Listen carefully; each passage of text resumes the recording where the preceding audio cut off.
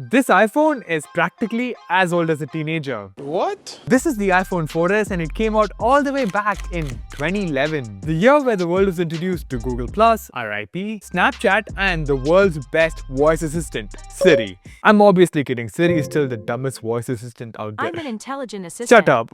You might have seen me use a bunch of older phones in the modern era, but this is the oldest phone that has come across my radar. It is literally 13 years old. And back then, this phone was pretty insane. It was the first iPhone with a dual-core processor, the first one with Siri, and also the first iPhone that got long-term software support. That also kind of made it the worst iPhone of all time. And yes, I'm gonna use it for a week. I'm honestly not even sure if I would survive the whole week though, considering how old this phone is. Well, I think I should start with the setup process.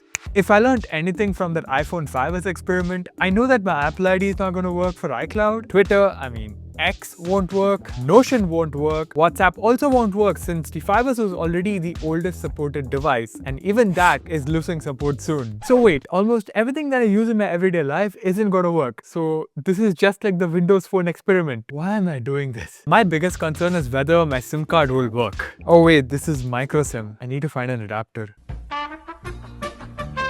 I have a slight feeling my SIM card isn't gonna work considering this phone supports 3G and 3G only works for calls at my place. Okay, it picks up a signal, but I'm not sure if it works though. I can't really do much during the initial setup process though, since the phone isn't gonna let me log into my Apple ID anyways. So I just sped through the whole thing. Okay, now that I'm done with the setup process, I'm gonna force it to log into my Apple ID through the App Store. That method worked for me on the iPhone 5S. Let's see if it works here. 1 hour later. So my Apple ID isn't working for some reason. I tried thrice and it just kept on failing. So I switched to another account only for that to also not work. What? So I created a new ID on the phone itself which seemed to work and I tried downloading some of the apps that I used to see if there's still any chance of them working on iOS 19. Instagram works but there's no Reels. Thank God. Since I can't log into my Apple ID, I tried to use Spotify and it didn't work. At the same time, YouTube doesn't work, but I can still use it through Safari, which is fine I guess. But Twitter doesn't work through Safari. Thankfully,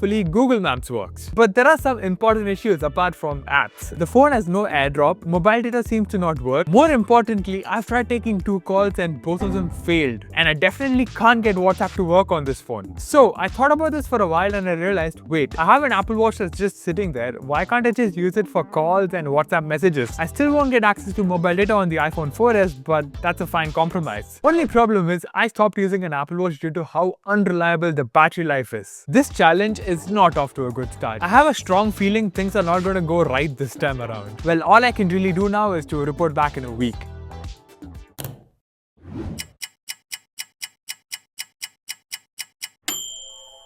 It's been a week, I've got a fresh cut and I have a lot to talk about this phone. You know what, I'm gonna get the obvious out of the way. Yes, it was absolutely brutal to use this phone and I don't think that's gonna surprise anyone. This phone is literally 13 years old, 14 by this October. But if that's the only thing I have to talk about, this video isn't gonna be interesting. While I'm still gonna talk about the bad with this phone, I'm also gonna talk about the good things. And I do believe phones that are as old as the iPhone 4S still have some purpose in 2025. But how? I'll get to that part in the end. But first, let's talk about this phone. The design is adorable. This phone is tiny. I'm a big time small phone fan and this phone has got my name all over it. And this phone looks stunning. I forgot how beautiful the iPhone 4S was for its time. This is one of my favorite phone designs of all time. It has a glass back, a matte stainless steel frame which looks absolutely clean compared to the glossy stainless steel frame that Apple did with the iPhone 12 Pro to 14 Pro. And they chamfered the edges as well. It's a small touch but it looks really good in person. You know what? This phone looks better than most 2025 phones, including iPhones. It has the same boxy design as newer iPhones and it feels better here because it's tiny. But boy is this phone thick. It's 9.2mm thick. It is the first thing I instantly noticed when I picked up this phone. But hey, at least it doesn't have a thick camera bump to go along with it. Not just that, this phone is heavy for its size. It feels really dense and well put together. Apparently, the iPhone 17 Air is going to be as heavy as this phone. Now that's wild. Also, the vibration motor on this phone is just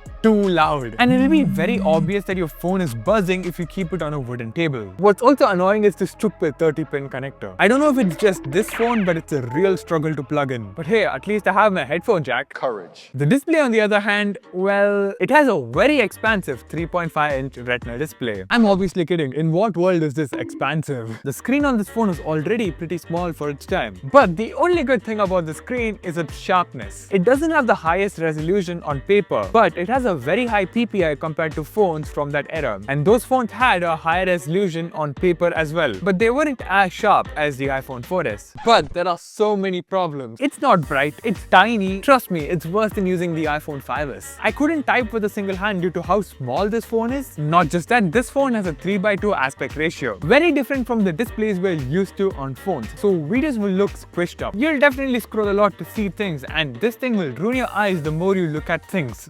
Now that I got those out of the way, let's talk about my experience using this phone. Well, as you already might know, I can't make calls on this phone. I can't use WhatsApp. I can't listen to music through Spotify or Apple Music. I have to rely on Safari for YouTube, which is already not great. Browsing the internet is pretty broken to say the least. And the only way to text anyone on this phone is iMessage, which funnily enough was my replacement for AirDrop, because yes, AirDrop doesn't exist on this phone. Wow. Let's talk about using apps. Are the apps on the same room as ours? This phone is way too outdated to run anything modern. The last update it got was iOS 9 from 2015, which is exactly 10 years old. Like, we are close to iOS 19 now. You can download apps from the App Store, but good luck trying to get anything working. iOS 9 is too old that developers abandoned support for it in 2018, which is 7 years old. Damn, time flies. Look, the default apps still work. Mail, calendars, stocks, reminders, notes, they all work as normal. But none of them will sync to your other devices because iCloud won't work. Wow. At the same time, iOS 9 does some things better than modern iOS. For example, you know how auto brightness is literally buried under accessibility settings in recent iOS versions? Well, iOS 9 literally has it on the display section, like it's supposed to be. iOS 9 counted battery stats from the last time we charged it to 100%, which is really useful to calculate screen on times on iPhones. But it doesn't exist anymore and it's consolidated into one section. At the same time, while this phone is slow, I haven't encountered any major bugs at all, which is something I can't say for iOS 18. But remember when I said iOS 9 made this iPhone the worst iPhone of all time? Well, that's because iOS 9 turned this phone into a snail. Guess how long does it take to boot up this phone? 15 seconds?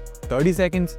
No, 1 minute and 17 seconds. Wow. Everything including the stock apps just lag. See, this phone is fast when it came out. Even iOS 7 was fine on this phone, but iOS 9 is just lag city. Apple made a mistake by giving this phone iOS 9. It got 4 major updates. That's already way better than any Android phone from 2011, which got 1 or 2 updates at best. But by giving this phone a bunch of updates, they just made it unusable. Almost as if Apple pushed these updates with planned obsolescence in mind. If someone gave up using this phone in 2015 and ended up buying an iPhone 6s, they were lucky because that phone got 7 years of updates and it is still usable with its last update. I'm all in for long-term software support, but supporting devices for too long to a point where they're just unusable is not a great idea. And I have a feeling Samsung might be heading towards that direction with their budget phones, where they're planning to support them for 6 years. Thankfully, Apple learned their lesson on supporting the iPhone 4S for too long, because every iPhone after the 4S has been usable on its last update, and Apple has increased their support window.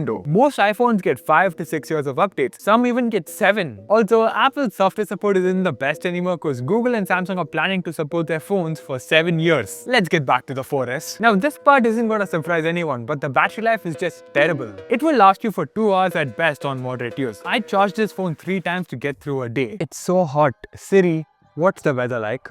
It's currently clear and 37 degrees. When Siri first launched in 2011, it was a big deal. It was your own personal assistant that can set reminders, text people, or check calendar appointments. Basic by today's standards, but it was still a big deal in 2011. But as time went on, Apple barely moved the needle with Siri. Google came along with Google Now in 2012, which absolutely killed Siri back then. And Google Assistant made it even worse for Siri. And Apple, with all this stiff competition, barely improved Siri as time went on. It has gotten to a point where modern Siri can't answer some questions properly, unlike old Siri. Let's not even get started on the whole Apple intelligence fiasco, where Apple is literally the laughingstock of the industry. Enough about Siri, but a sub to this channel would be seriously good. Yes, do it. Even Siri approves it. Oh wait, I forgot about something.